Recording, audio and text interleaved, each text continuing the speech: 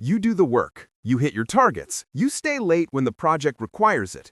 You follow every policy in the employee handbook. You do not gossip, you do not play games, and then someone else gets promoted. Someone who appeared to do less, someone who, by every visible measure, should have been behind you. And nobody explains it, because nobody can explain it using the official language. Here is what nobody tells you.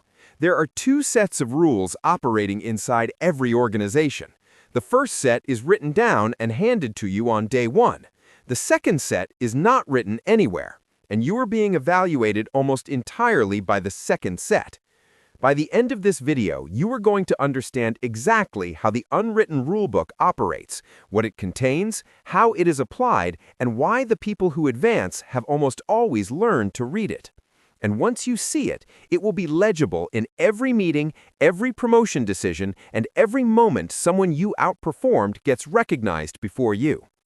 Every organization has an official structure: job descriptions, annual reviews, competency frameworks, goal-setting cycles. These are the rules you are handed on day one. They are real. Breaking them has consequences, but following them is not enough. Because inside every team, every department, every floor, there is a second operating system running underneath the official one. Nobody announces it, nobody puts it in the onboarding deck, but everyone who has been there long enough begins to navigate by it automatically. And the people who never learn to read it, who operate only by the official version, keep hitting invisible walls they cannot explain.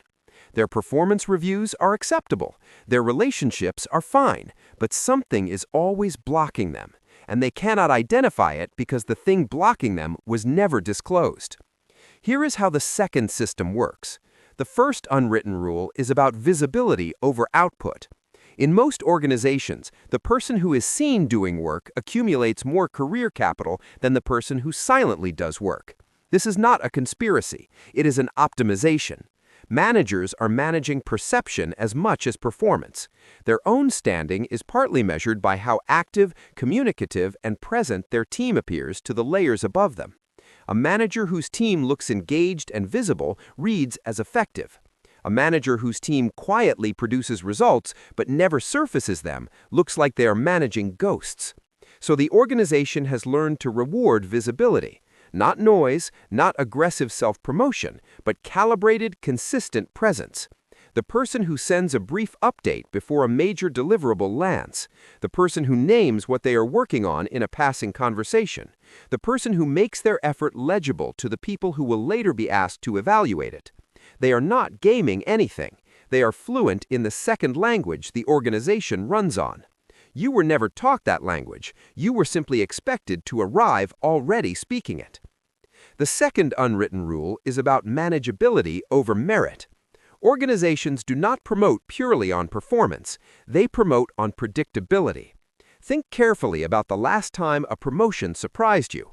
The person selected may have been technically equal to you or weaker, but they were legible, easy to read. They never created friction, even constructive friction. They did not surface concerns upward unless the concern had already been de-risked and packaged neatly. Their presence generated no overhead for the people above them. The organization chose them not because they were the strongest candidate. It chose them because they were the lowest cost candidate. Promoting someone is a long-term resource allocation. Managers are calculating future management workload, not just past output.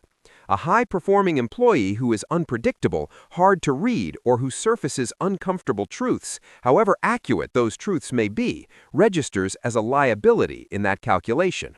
The organization is not punishing competence, it is optimizing for stability.